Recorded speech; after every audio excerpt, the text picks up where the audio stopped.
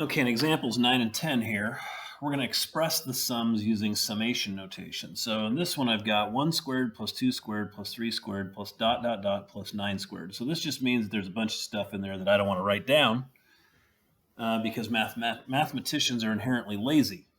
So I'm going to do the shortcut for this. I'm going to use summation notation. The sum is going to go from k equals 1 to 9, because there's my first one, second one, third one. That's obviously the ninth one. And then these are all my k's are going to be 1, 2, 3, and so on. So it's going to be the sum of the k squareds. And I'm done with that one. This one's a little trickier. Okay, I've got 1 plus a half plus a quarter plus an eighth plus so on.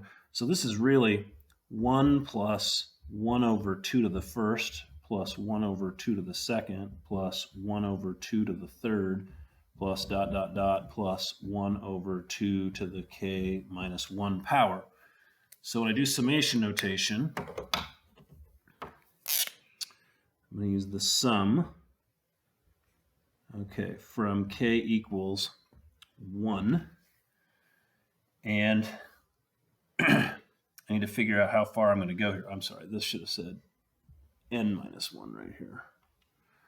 Okay, so first term, second term, third term, fourth term. So notice that the term is always 1 less than this power right here, or 1 more than the power. So it's the fourth term is the third power, the third term is the second power.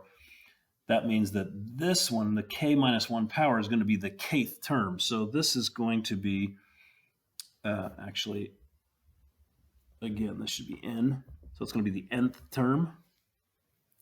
Okay.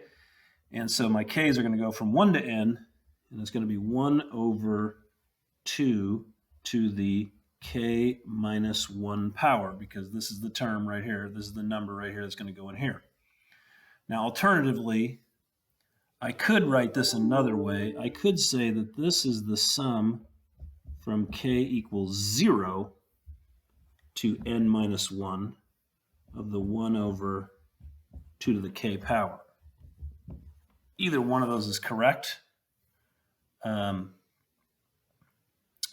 you know, if I plug in 0 here, then this becomes 1 over 2 to the 0 power. So that's 1 over 1, which is 1.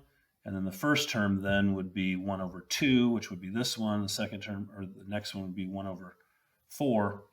So either one of these will work correctly, whichever one you prefer to use.